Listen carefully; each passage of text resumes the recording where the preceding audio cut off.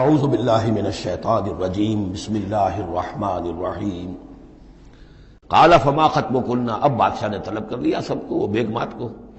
اذ راوتن ما خطبکن اذ راوتن یوسف عن نفسہ، کیا معاملہ تھا تم لوگوں کا، کیا حقیقت تھی اس کی جبکہ تم نے یوسف کو چاہا، تم سب نے چاہا کہ اسے تم پھسلا دو اور اسے تم گناہ پر آمادہ کرو۔ قلنا حاشا للہ ما علمنا علیہ من سوء، ان سب نے کہا کہ اللہ گواہ ہے ہمیں اس کے بارے میں ہمارے علم میں کوئی برائی نہیں ہے، اس کے نیت میں کوئی برائی، اس کی طرف سے کوئی اقدام، اس کی طرف سے کوئی غلط جو ہے کام قطعاً نہیں، جو بھی کچھ تھی غلطی وہ ہماری تھی۔ قالت امرأۃ العزیز، اب وہ اس امرأۃ العزیز نے بھی، جس کا نام زلیخا مشہور ہے، اس نے بھی کہا الآن حسس الحق، اب تو حق واضح ہو گیا، وہ جو بھی کچھ تھا اس کا پردہ چاک ہو گیا۔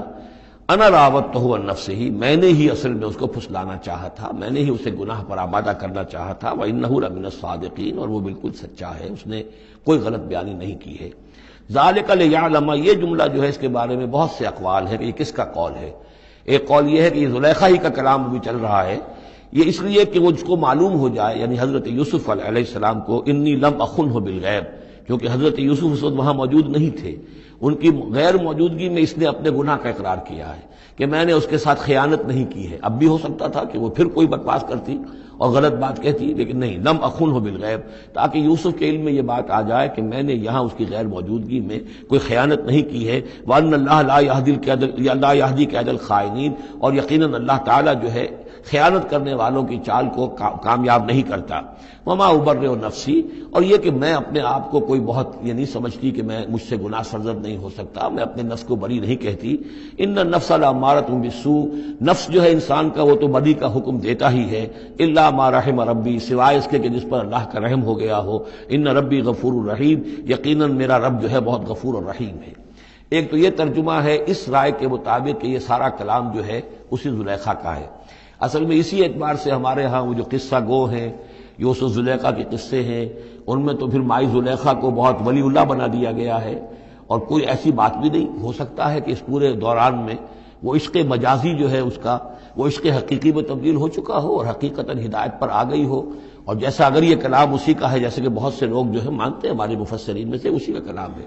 اب وہ اللہ کا ذکر جس طرح کر رہی ہے، میں نے اب جو ہے اس پر صحیح بات کہہ دی ہے، اللہ خائنوں کی بات کو راہیاب نہیں کرتا، اور میں اپنے نفس کو بری نہیں کہتی، یقیناً نفس جو ہے وہ تو انسان کو بدی کا حکم دیتا ہی ہے، الا ما رحم ربی۔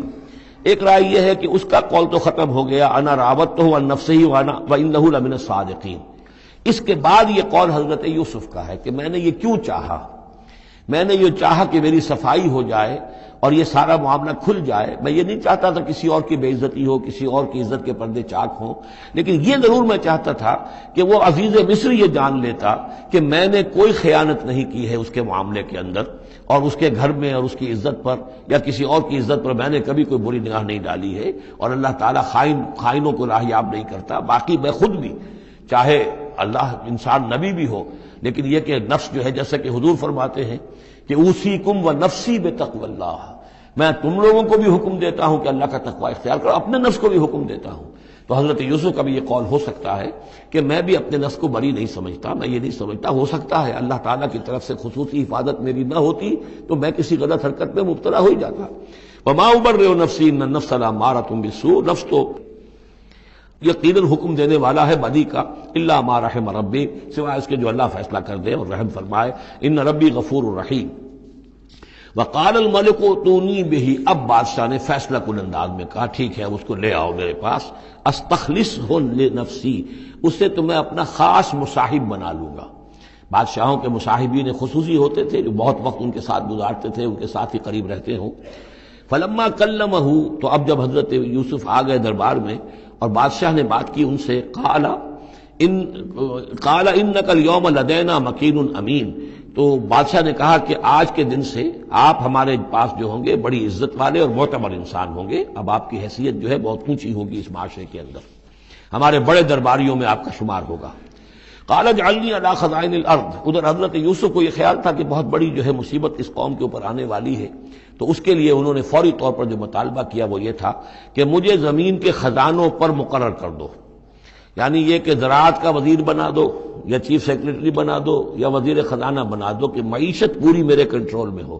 اس لیے کہ اس ملک کے اوپر جو آنے والے ہیں حالات وہ بہت ہی نازک ہیں، اور اگر اس کے لیے صحیح بندوبست نہ کیا گیا تو نہ صرف اس ملک کے لیے بلکہ آس پاس کے علاقے کے لیے بھی بہت خوفناک صورت پیدا ہو جائے گی۔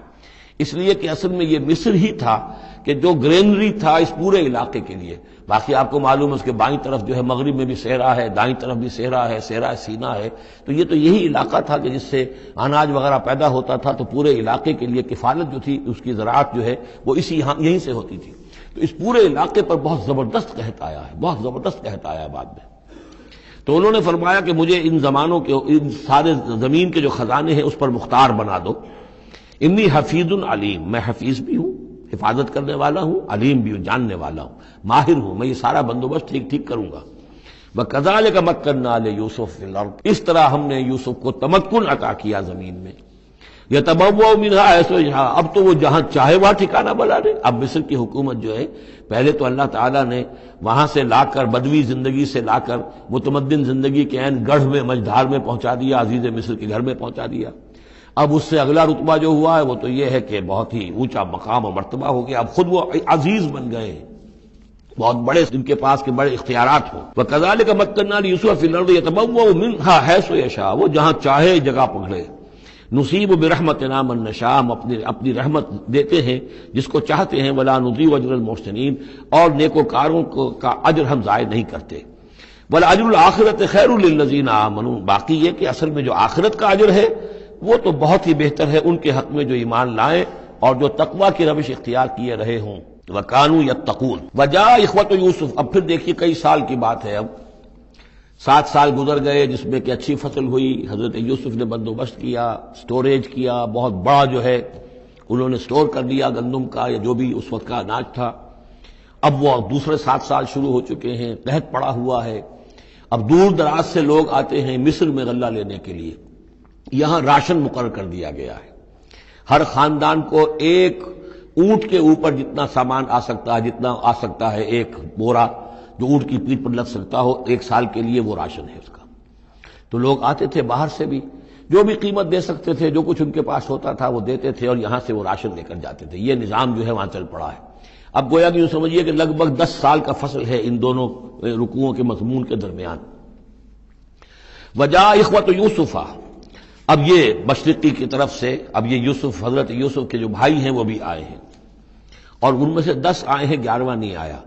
11واں جو چھوٹا تھا، اب حضرت یوسف کا جو حقیقی بھائی تھا اسے حضرت یعقوب اپنے سینے سے لگائے ہوئے ہیں، اور اس کے مارے میں قتل کسی طرح کا بھی وہ رسک لینے کو تیار نہیں ہے، کہیں جانے نہیں دیتے، ہر وقت اسے اپنے پاس رکھا ہوا ہے۔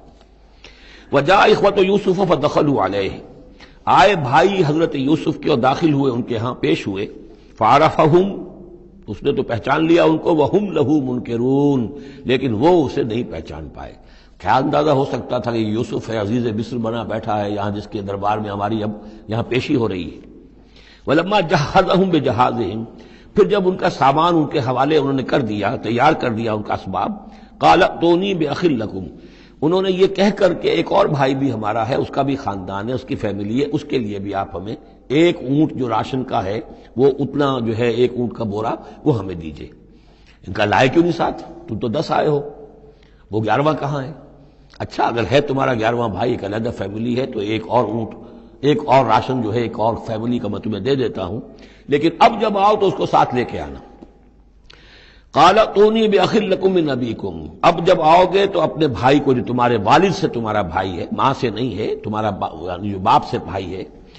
الا ترون انی اوفی الکیل، کیا تم دیکھتے نہیں ہو کہ میں پیمانے پورے بھر کر دیتا ہوں، وانا خیر المنزلین، اور جو باہر سے آنے والے یہ مہمان آ رہے ہیں میں ان کی خاطر مدارات کرتا ہوں، میں بہتر مہمان نوازی کرتا ہوں۔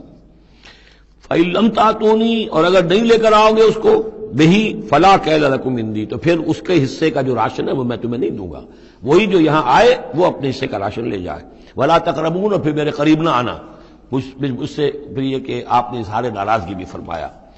قالوا سنراود عنہ اباہ، انہوں نے کہا کہ کوشش تو ہم کریں گے ابا جان کو کسی طریقے سے پھسلانے کی، وإنا لفاعلون، کچھ کر ہی گزریں گے انشاءاللہ، لے آئیں گے۔ وقال لفتیانہ، اور حضرت یوسف نے اپنے جو نوجوان کام کرنے والے تھے چھوکرے جن کو کہا گیا ان سے کہہ دیا اجعلوا بضاعتهم فی رحالہم، یہ جو پونجی لے کر آئے تھے، ظاہر بات ہے کہ دیہات سے آئے کیا لے کر آئے ہوں گے، کچھ اون لے آئے ہوں گے، بھیڑیں بکریاں جو پالی ہوئی ہیں تو اس کی کچھ اون لے آئے، یا کوئی اس طرح کی چیزیں جو دیہات سے لا کر اور یہ شہر میں اب اس کو پیش کر رہے ہیں تاکہ اس کے عوض انہیں غلہ دیا جائے۔ تو فرمایا اجعلوا بضاعتهم فی رحالہم، یہ ان کے اسباب میں ان کا جو سارا سامان ہے جو یہ لے کر آئے تھے، یہ پونجی، یہ بھی واپس کر دو، اسی میں رکھ دو، جب اس میں گیہوں بھرو گے ان کے کجاووں کے اندر وہ سامان بھی رکھ دینا، لعلہم یعرفونہا، تاکہ وہ پہچانیں اس کو اور میرے اس احسان کو سمجھیں جا کر، اذا انقلبوا الی اہلہم، جبکہ وہ اپنے اہل و عیال میں واپس پہنچیں گے، لعلہم یرجعون، تو شاید کہ پھر وہ میرے اس احسان کو بھی مانتے ہوئے پھر وہ دوبارہ آئیں۔ صدق اللہ العظیم۔